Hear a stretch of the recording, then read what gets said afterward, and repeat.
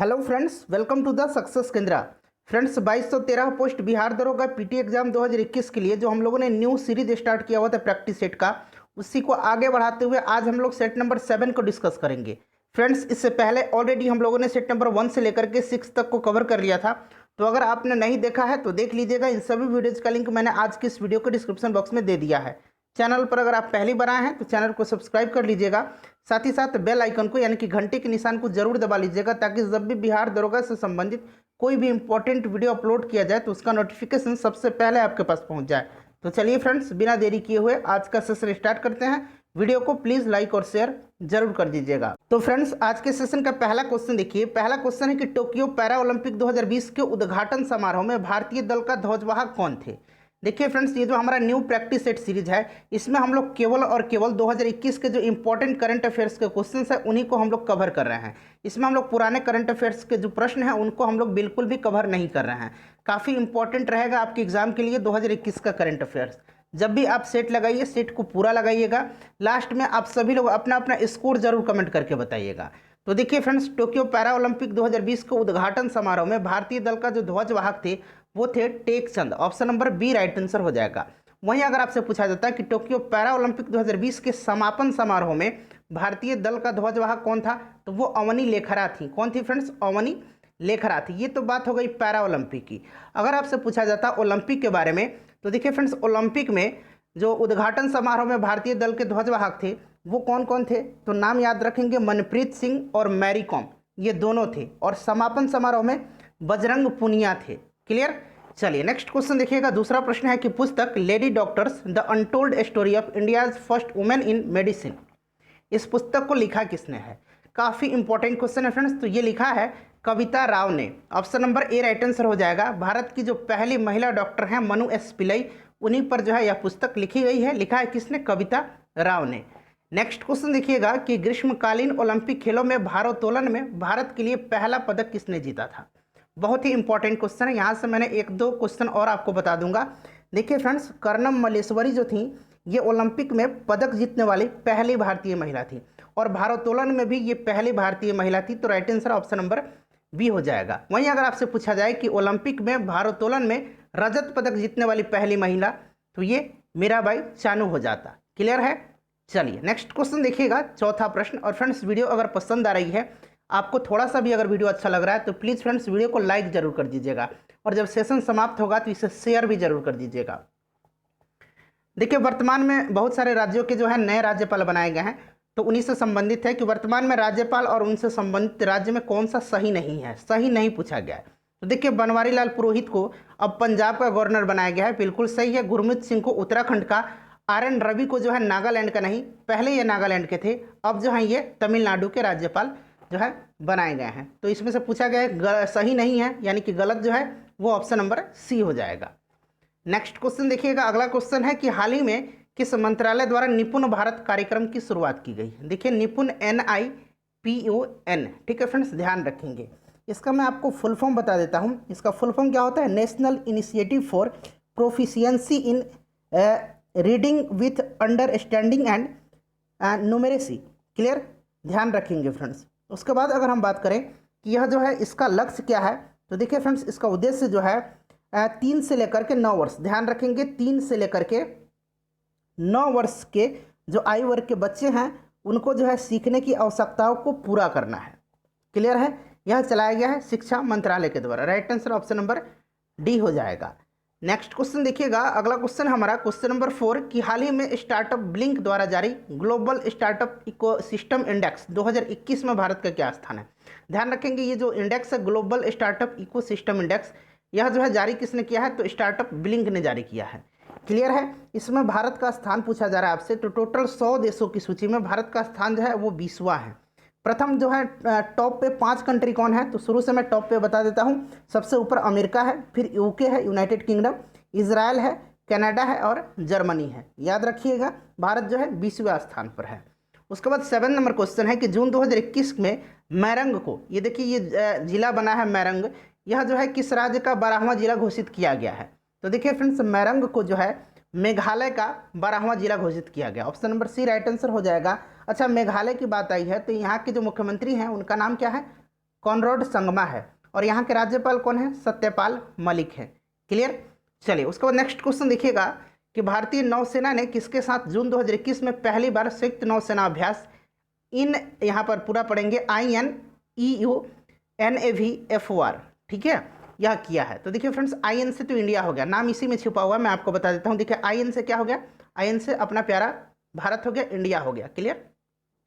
उसके बाद EU से हो गया यूरोपीय यूनियन, NAV से हो गया नेवी, ठीक है, ठीक है, याद रखेंगे। तो राइट आंसर इसका क्या हो जाएगा? यूरोपीय संघ, ऑप्शन नंबर बी जो होगा राइट आंसर हो जाएगा। क्लियर। ध्यान रखेंगे फ्रेंड्स, इसका उद्देश्य जो है हिंद महासागर में शांति, सुरक्षा और स्थिरता को बढ़ावा देने के लिए एकीकृत बल के रूप में नौसेनाओं को जो है, वहाँ नौसेना जो है उनकी युद्ध कौशल और उनकी जो है क्षमता है उसको बढ़ावा देना है। तो ये यूरोपीय संघ के द्वारा पहली बार जो है यह युद्धाभ्यास किया गया है, नाम आप ध्यान रखेंगे। चलिए नेक्स्ट क्वेश्चन देखिएगा, क्वेश्चन नंबर 9 है कि निम्नलिखित में से किस राज्य में 3 दिवसीय त्यौहार रज उत्सव मनाया गया? बहुत ही इंपॉर्टेंट क्वेश्चन है। तो रज उत्सव मनाया गया है कहाँ पे फ्रेंड्स? राइट आंसर इसका क्या हो जाएगा बताइए? उड़ीसा में। देखिए ऑप्शन में उड़ीसा नहीं है, आप यहाँ उड़ीसा बना लेंगे, ध्यान रखेंगे ये उड़ीसा में इसका आयोजन किया गया। ऑप्शन में कोई भी सही नहीं दिया गया है, यहाँ मिस्टेक हुआ है, तो ध्यान रखेंगे उड़ीसा में। नेक्स्ट क्वेश्चन देखिएगा फ्रेंड्स कि भारतीय मूल की किस महिला को यूरोपीय आविष्कारक पुरस्कार 2021 से सम्मानित किया गया है? तो सही आंसर इसका हो जाएगा Sumita Mitra, option number B correct answer हो जाएगा। उसके बाद देखिए हाल ही में किस राज्य में दुनिया का पहला जेनेटिकली मॉडिफाइड रबड़ का फार्म जो परीक्षण शुरू किया गया है? तो अनुवांशिक रूप से संशोधित जो रबड़ का फार्म है वो कहाँ से शुरू किया गया है? तो राइट आंसर इसका असम हो जाएगा, option number A correct answer हो जाएगा। ठीक है फ्रेंड्स, असम के गुवाहाटी के पास सरुतारी में, जगह का नाम भी याद रखेंगे, सरुतारी में जो है यह आरंभ किया गया है। 12 नंबर क्वेश्चन देखिए कि हाल ही में किस राज्य सरकार द्वारा युवाओं और महिलाओं की उद्यमिता को बढ़ावा देने के लिए मुख्यमंत्री उद्यमी योजना की शुरुआत की गई है? तो ये शुरू किया गया है बिहार सरकार के द्वारा, option number C right answer हो जाएगा। ध्यान रखेंगे फ्रेंड्स, बिहार सरकार के द्वारा, और इसके द्वारा जो है 10 लाख तक की जो है ऋण सहायता राशि प्रदान की जाएगी महिलाओं को। चलिए नेक्स्ट क्वेश्चन देखिएगा कि CSE द्वारा जारी हाल ही में ईज ऑफ लिविंग इंडेक्स 2021 में किस शहर को प्रथम स्थान प्राप्त हुआ है? अब यहाँ पर CSE का मतलब क्या होता है? CSE का मतलब होता है centre for science and environment, centre for science and environment. Clear है? पहले स्थान पर जो है ये बेंगलुरु है, इसमें ध्यान रखेंगे, option number B correct answer हो जाएगा इसका। उसके बाद देखिएगा कि भारतीय सेना प्रमुख मनोज मुकुंद नरवणे के द्वारा किस देश में भारतीय सेना स्मारक का उद्घाटन किया गया है? बहुत ही इंपॉर्टेंट क्वेश्चन है।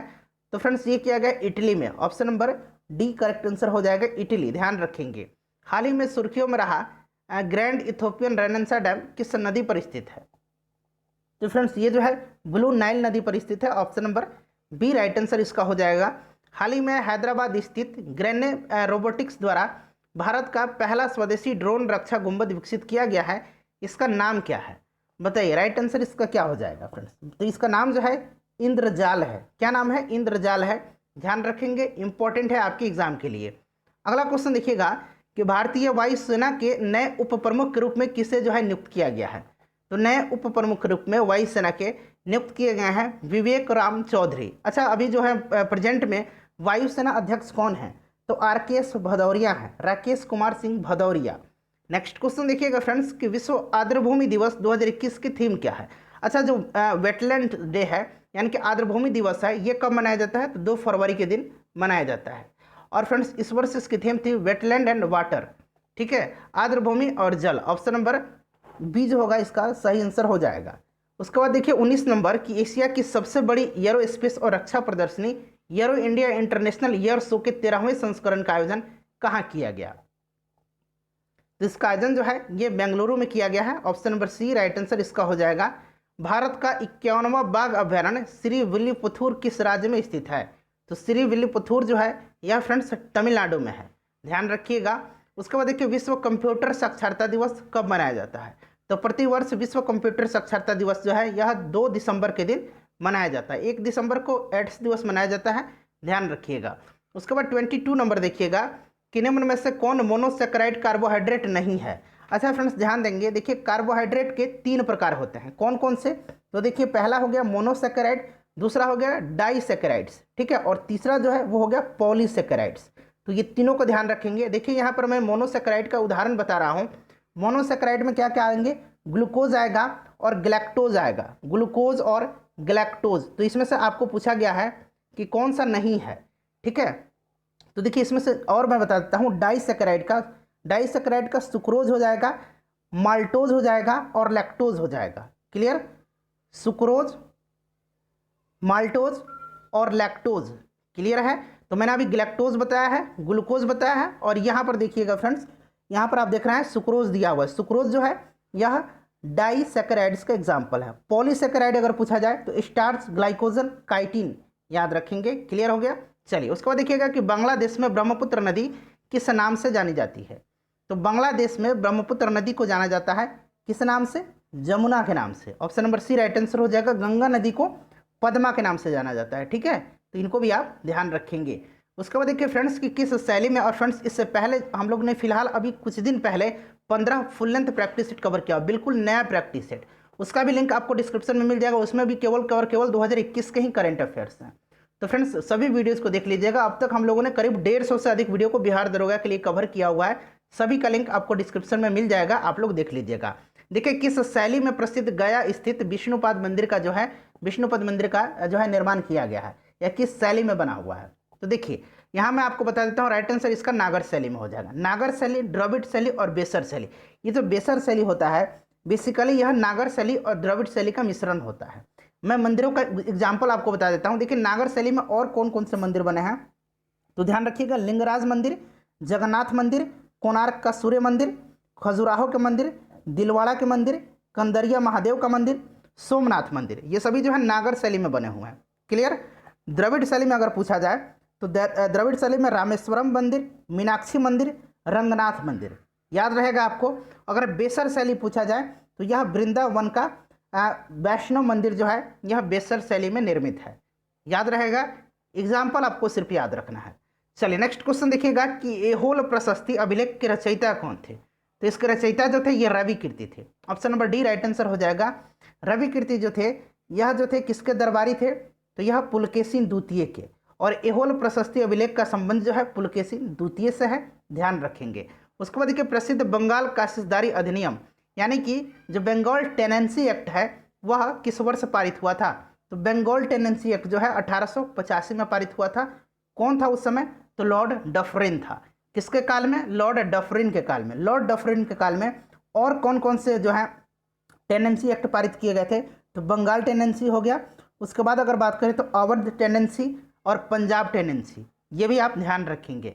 चलिए 27 नंबर देखिएगा कि प्रसिद्ध कवि कालिदास की पुस्तक अभिज्ञान शकुंतलम का अंग्रेजी अनुवाद द्वारा किसके द्वारा किया गया, तो सर विलियम जॉन्स के द्वारा। Option number B right answer हो जाएगा। 1857 ईस्वी की लड़ाई में किस वर्ग का समर्थन नहीं था, तो इसमें जो था समर्थन किसका नहीं था, तो देखिए मुस्लिम वर्ग थे, खेतीहर मजदूर भी थे, कृषक भी थे, जमींदार वर्ग नहीं थे।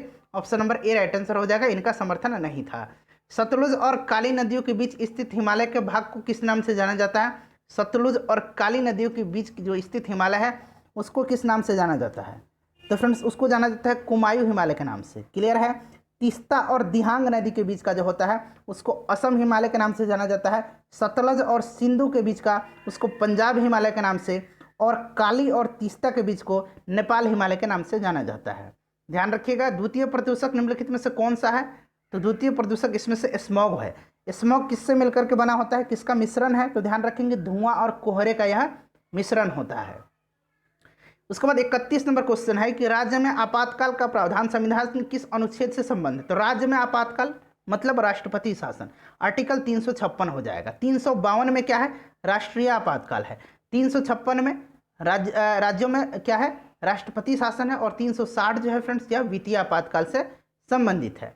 बंधुआ मजदूर व्यवस्था का निराकरण जो है संविधान के किस अनुच्छेद से संबंधित है, तो फ्रेंड्स राइट आंसर इसका क्या हो जाएगा, राइट आंसर इसका अनुच्छेद 23 हो जाएगा। Option number B right answer हो जाएगा।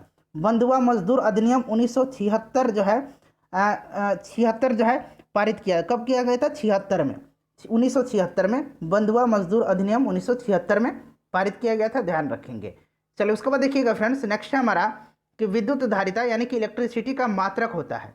इलेक्ट्रिसिटी का जो मात्रक होता है वो क्या होता है, बताइए राइट आंसर, तो राइट आंसर इसका हो जाएगा फैराडे। कूलम आपको पता है आवेश का, वोल्ट विद्युत वाहक बल का, एम्पियर जो है विद्युत धारा का। दूध उदाहरण है, दूध जो है पायस का उदाहरण है। 35 नंबर देखिए, यूरेनियम के रेडियो सक्रिय विघटन का अंतिम उत्पाद क्या है? तो ये सीसा होता है। Option number A right answer हो जाएगा। ध्यान रखिएगा फ्रेंड्स, इंपॉर्टेंट है। अगर हम बात करें यूरेनियम के बारे में तो सर्वाधिक उत्पादक देश इसका कजाकिस्तान है। सर्वाधिक भंडारण में अगर पूछा जाए तो ऑस्ट्रेलिया सबसे आगे है। क्लियर? चलिए उसके बाद देखिए, भारत में बाघ परियोजना की शुरुआत कब हुई थी? बाघ परियोजना, हाथी परियोजना, गेंडा परियोजना, घड़ियाल परियोजना, ये सब याद रखना है। बाघ परियोजना 1973, हाथी परियोजना भी याद रखेंगे 1992। क्लियर? उसके बाद अगर बात करें घड़ियाल परियोजना तो घड़ियाल परियोजना 1975, गेंडा परियोजना 1987। नेक्स्ट क्वेश्चन देखिएगा, अगला क्वेश्चन है, इसमें से सुमेलित करना है। एक तरफ जलप्रपात दिया गया, दूसरी तरफ जो है उनसे संबंधित जिले हैं, ये बिहार से संबंधित है। तो ककोलत जो है फ्रेंड्स ये कहाँ है? ककोलत नवादा में है।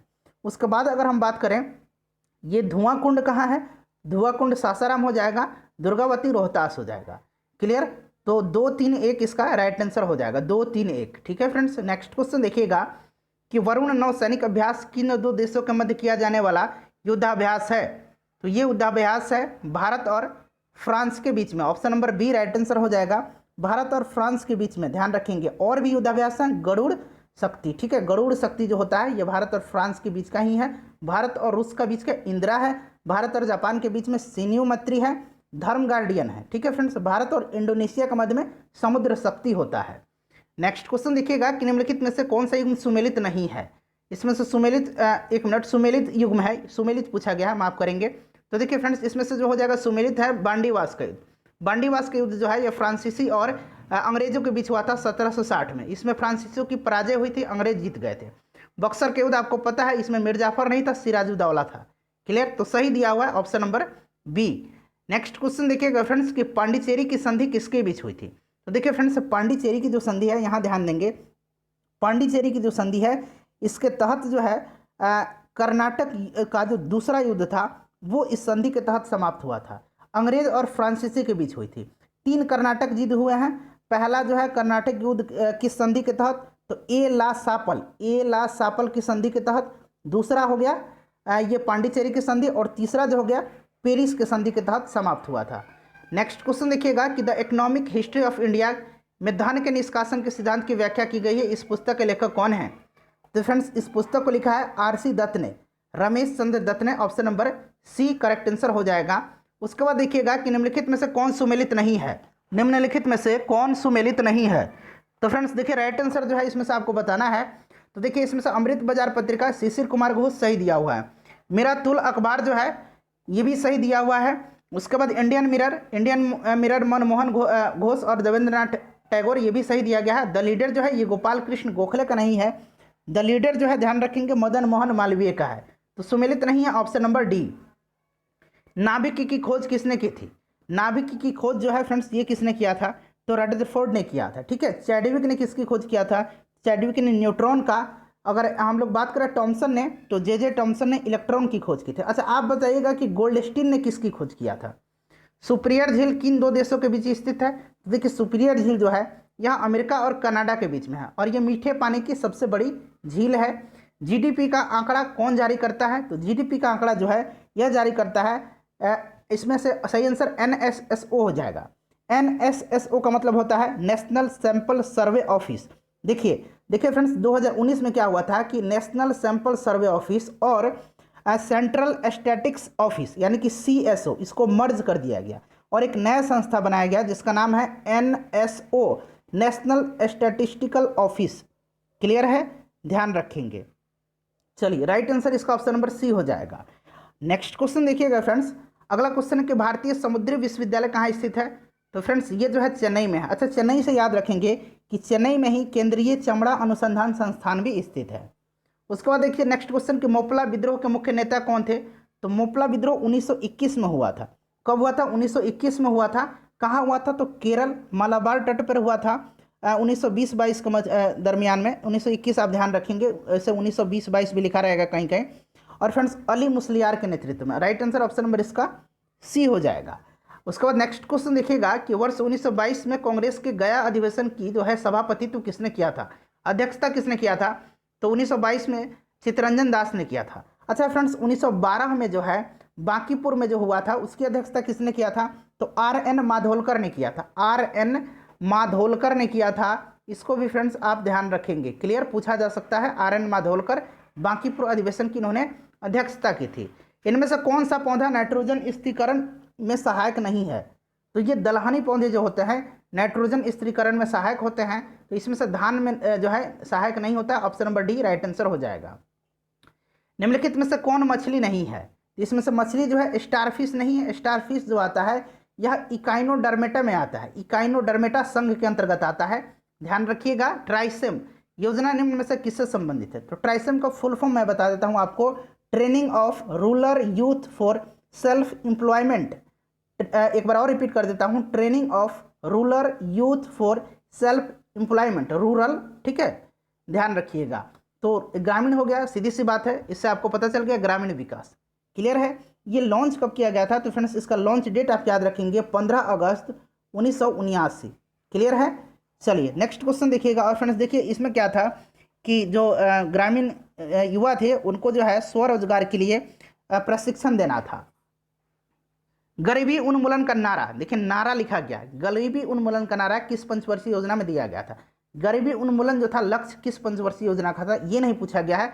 गरीबी उन्मूलन का नारा जो नारा दिया गया था, ठीक है, इसका आंसर तो आपको कमेंट करके बताना है। चलिए नेक्स्ट क्वेश्चन देखिएगा 53 नंबर कि राज्यसभा संसद को संविधान के किस अनुच्छेद के अंतर्गत राज्य सूची से विधि बनाने हेतु अधिकृत कर सकती है?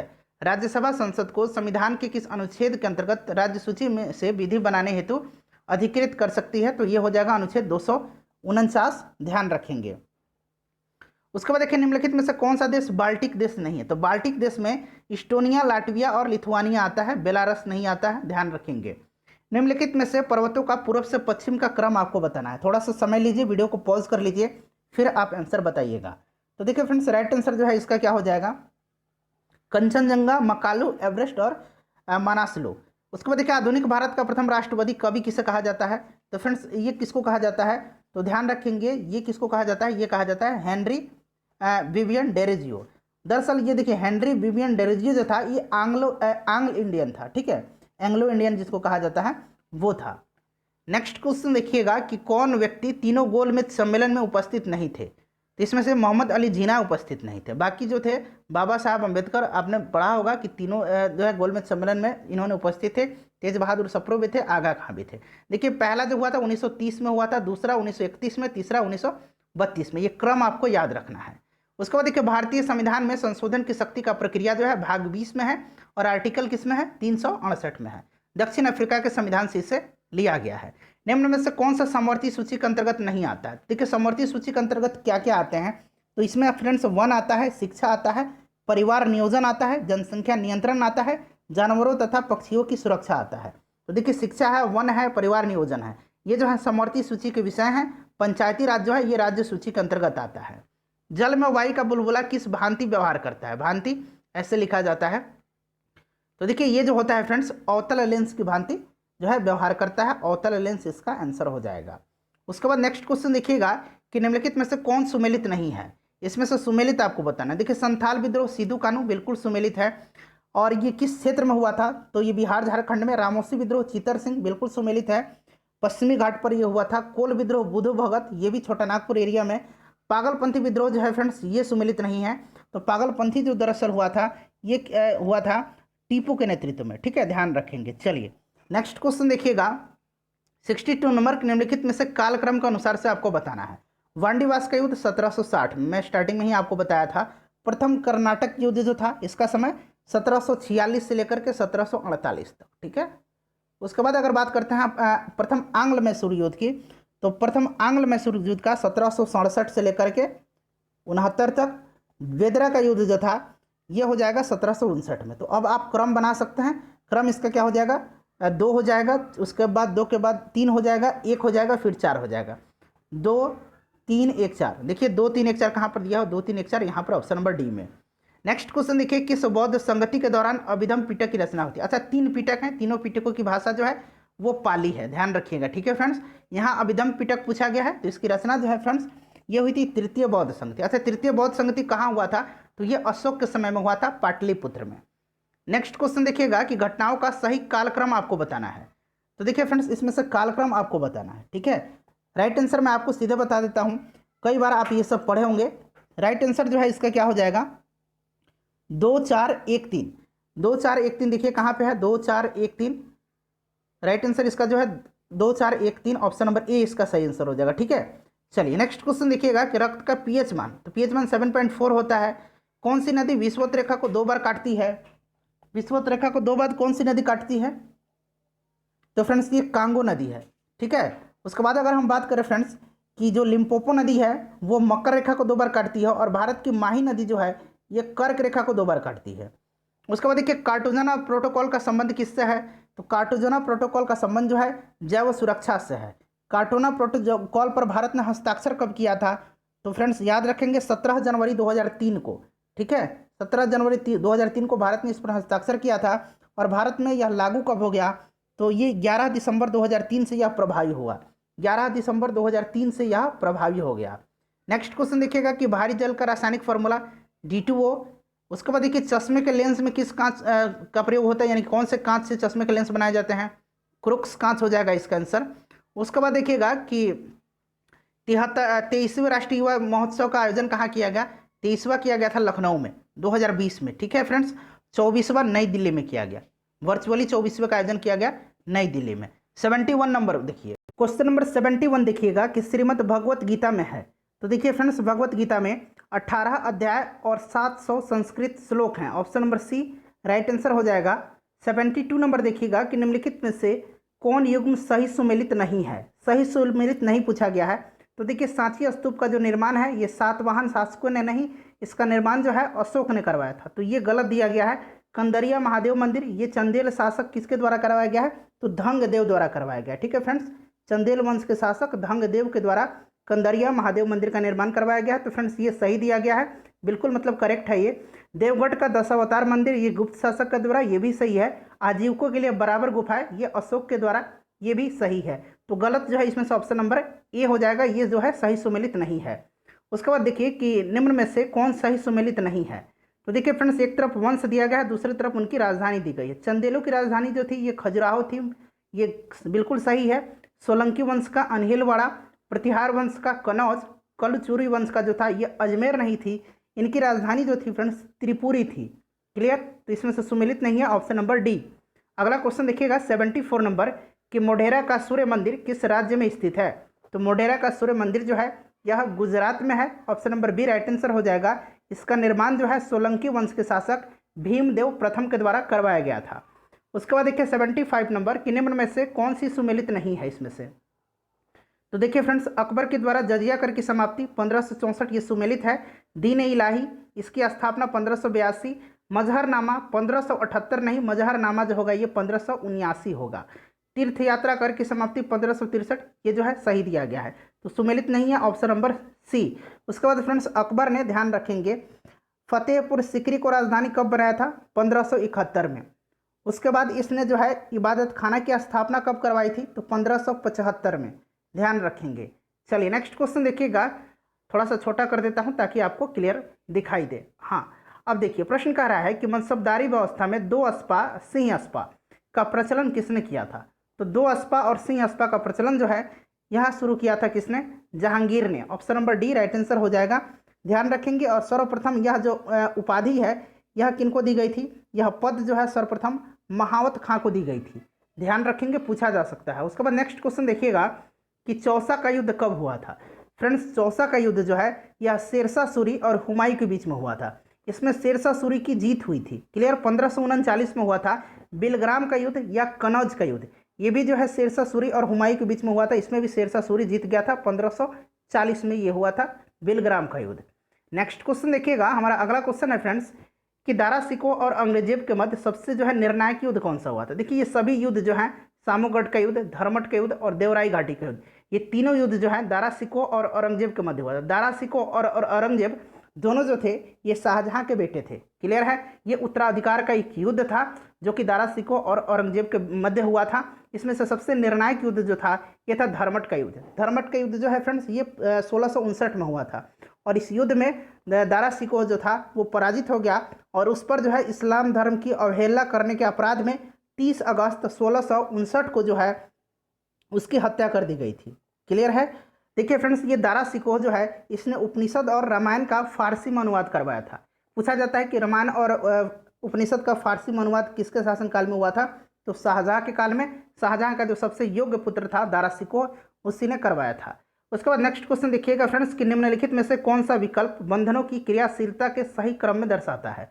तो क्रियाशीलता यहाँ पर पूछा गया है, तो राइट आंसर इसका हो जाएगा एकल बंध, फिर द्विबंध यानी कि डबल बंध, और ये ट्रिपल बंध। ये जो है सही आंसर इसका हो जाएगा। गन मेटल जो है ये मिश्र धातु किनका है, तो कॉपर। उसके बाद बात करें तो जिंक और टीन का। ठीक है, तो राइट आंसर इसका क्या हो जाएगा, राइट आंसर इसका ऑप्शन नंबर ए हो जाएगा। नेक्स्ट क्वेश्चन देखिएगा और फ्रेंड्स प्लीज़ वीडियो को लाइक जरूर कर दीजिएगा। सभी वीडियोस का लिंक आपको डिस्क्रिप्शन में मिल जाएगा, एक बार आप जरूर देख लेंगे। निम्नलिखित में से किस अंग में आवश्यकता से अधिक शर्करा या कार्बोहाइड्रेट ग्लाइकोजन के रूप में संचित रहते हैं, तो ग्लाइकोजन के रूप में संचित रहते हैं लीवर में। ठीक है फ्रेंड्स, ध्यान रखेंगे, बहुत ही इंपॉर्टेंट है। अगला क्वेश्चन देखिएगा कि किस योजना काल में 14 बैंकों का राष्ट्रीयकरण किया गया था। तो 14 बैंकों का राष्ट्रीयकरण जो है यह कब किया गया था, तो ध्यान रखेंगे 19 जुलाई 1969 को। ठीक है फ्रेंड्स, ध्यान रखेंगे चौथी पंचवर्षीय योजना के दौरान। राइट आंसर ऑप्शन नंबर इसका बी हो जाएगा। 14 बड़े राष्ट्रीय जो बैंक थे व्यावसायिक बैंक, उनका राष्ट्रीयकरण किया गया था। नेक्स्ट क्वेश्चन देखिएगा फ्रेंड्स, अगला क्वेश्चन है कि जिन वस्तुओं का उपयोग साथ साथ किया जाता है उन्हें क्या कहा जाता है, तो उनको कम्प्लीमेंट्री गुड्स कहा जाता है। सप्लीमेंट्री, माफ करेंगे, सप्लीमेंट्री यानी कि पूरक वस्तुएं कहा जाता है। Option number A right answer हो जाएगा। भारतीय मानक समय रेखा किस राज्य से होकर के नहीं गुजरती है। देखिए फ्रेंड्स, ध्यान देंगे, 82.5 डिग्री पूर्वी देशांतर को जो है मानक समय रेखा कहा जाता है और यह जो है भारत के 5 राज्यों से होकर के गुजरती है। ये राज्य हैं उत्तर प्रदेश, मध्य प्रदेश, छत्तीसगढ़, उड़ीसा और आंध्र प्रदेश। क्लियर है फ्रेंड्स, ये कहाँ से होकर के नहीं गुजरती है, हिमाचल प्रदेश से होकर के नहीं गुजरती है। यह जो समय है ये मानक समय रेखा भारत का जो ग्रीन समय है ये ग्रीनविच के मेन टाइम से 5.5 घंटा जो है आगे है। चलिए अगला क्वेश्चन देखिएगा कि कोरबा जनजाति मुख्यतः कहाँ पाई जाती है। तो कोरबा जो है मेनली ये पाए जाते हैं कहाँ पे, झारखंड में और छत्तीसगढ़ में। तो यहाँ पर झारखंड दिया गया है, ऑप्शन नंबर ए सही आंसर हो जाएगा। कौन सा सुमेलित नहीं है, देखिए फ्रेंड्स, इसमें से चांगला जो है ये जम्मू कश्मीर में अब नहीं है, चांगला जो है अब ये लद्दाख क्षेत्र में आ गया। उसके बाद शिप किला जो है ये हिमाचल प्रदेश सही दिया गया है। बोमडिला जो है ये उत्तराखंड में नहीं है, ये अरुणाचल प्रदेश में है। और नाथुला जो है ये सिक्किम में है। तो इसमें से सुमेलित नहीं है, तो ए भी हो जाएगा और सी भी हो जाएगा, ध्यान रखिएगा। नेक्स्ट क्वेश्चन देखिएगा फ्रेंड्स, अगला क्वेश्चन है कि भारत में पश्चिमी तट की अपेक्षा पूर्वी तट पर चावल की पैदावार अधिक क्यों होती है। तो इसका कारण क्या है, तो फ्रेंड्स देखिए इसका कारण जो है पूर्वी तट जो है पश्चिमी तट से चौड़ी है और डेल्टा क्षेत्र है। ऑप्शन नंबर इसका डी राइट आंसर हो जाएगा। उसके बाद देखिए कि एक निश्चित आकृति में व्यवस्थित तारों के समूह को क्या कहा जाता है, तो फ्रेंड्स इनको कहा जाता है तारामंडल। Option number C right answer हो जाएगा। उसके बाद 89 नंबर है हमारा कि केंद्र और राज्य विधायी संबंध संविधान के किस भाग में उपबंध किया गया है। तो फ्रेंड्स ये किया गया है भाग 11 में, अनुच्छेद 245 से लेकर के 255 तक में। तो राइट आंसर भाग 11 इसका हो जाएगा। अगला क्वेश्चन देखिएगा, नेक्स्ट क्वेश्चन है कि राष्ट्रपति पर महाभियोग की प्रक्रिया प्रारंभ करने के लिए कितने सदस्यों का हस्ताक्षर होना चाहिए। तो कम से कम जो है जिस सदन में यह आरोप लगाया गया है उस पर जो है 1/4 का हस्ताक्षर होना चाहिए। राइट आंसर इसका ऑप्शन नंबर ए हो जाएगा। और आप लोग ज़रा कमेंट करके बताएंगे कि कितने दिन पहले राष्ट्रपति को सूचना देना चाहिए। ठीक है, चलिए, और ये महाभियोग आर्टिकल 61 में है। अगला क्वेश्चन देखिएगा, क्वेश्चन नंबर 91 है कि निम्न में से किस परिस्थिति में किसी संसद सदस्य की सदस्यता समाप्त हो जाती है। तो देखिए यदि वह सदन की अनुमति के बिना 60 दिन की अवधि से अधिक समय के लिए किसी सदन के सभी बैठकों से अनुपस्थित रहता है, सही दिया गया है। यदि उसे सदन द्वारा निष्कासित कर दिया जाता है, ये भी सही है। यदि न्यायालय उस चुनाव को अमान्य शून्य कर देता है तो ये भी सही है। तो उपयुक्त सभी जो है इसके करेक्ट आंसर हो जाएंगे, ऑप्शन नंबर डी। उसके बाद अगला क्वेश्चन देखिएगा कि भारत के राष्ट्रपति को हटाया जा सकता है, तो ये महाभियोग के द्वारा, और महाभियोग संसद में लाया जाता है। Option number C correct answer हो जाएगा। उसके बाद फ्रेंड्स 93 नंबर देख लीजिएगा, थोड़ा सा छोटा कर देता हूं ताकि आपको क्लियर दिखाई दे। हाँ, अब देखिए 93 नंबर में कह रहा है कि किस अनुच्छेद के अंतर्गत राज्य निर्वाचन आयोग का प्रावधान किया गया है। तो फ्रेंड्स ये किया गया है 243K, ध्यान रखेंगे, बहुत ही इंपॉर्टेंट है। क्लियर, चलिए उसके बाद देखिएगा कि भारतीय संविधान में एंग्लो इंडियन सदस्यों की नियुक्ति संसद में किस अनुच्छेद के तहत की जाती है।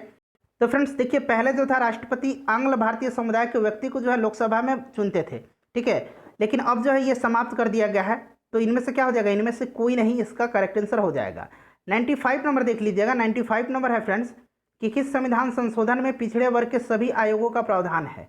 तो राइट आंसर इसका हो जाएगा 123वें संविधान संशोधन, ठीक है। राइट आंसर ऑप्शन नंबर इसका सी हो जाएगा। देखिए फ्रेंड्स 96 नंबर है कि वाईफाई की सुविधा प्राप्त करने वाला 5वां रेलवे स्टेशन कौन है। तो राइट आंसर इसका क्या हो जाएगा, राइट आंसर इसका हो जाएगा मिदनापुर है, जो कि पश्चिम बंगाल का है, ठीक है। भारत ने अपना पहला परमाणु परीक्षण कब किया था। तो भारत ने अपना पहला परमाणु परीक्षण जो है ये किया था कब, 18 मई 1974 को राजस्थान के पोखरण जैसलमेर में, ठीक है फ्रेंड्स। और इसमें जो है परमाणु बम में प्लूटोनियम का प्रयोग किया गया था। दूसरा परमाणु परीक्षण 1998 में ऑपरेशन शक्ति के नाम से जो है पोखरण में किया गया था। ध्यान रखेंगे फ्रेंड्स, राइट आंसर जो है इसका ऑप्शन नंबर ए हो जाएगा। उसका बाद नेक्स्ट क्वेश्चन देखिएगा कि अंतर्राष्ट्रीय श्रम संगठन का मुख्यालय कहाँ है। ILO, ठीक है, इंटरनेशनल लेबर ऑर्गेनाइजेशन, इसका हेडक्वार्टर जो है फ्रेंड्स ये है जेनेवा में, स्विट्जरलैंड में। ऑप्शन नंबर इसका सी जो है सही आंसर हो जाएगा, ध्यान रखेंगे।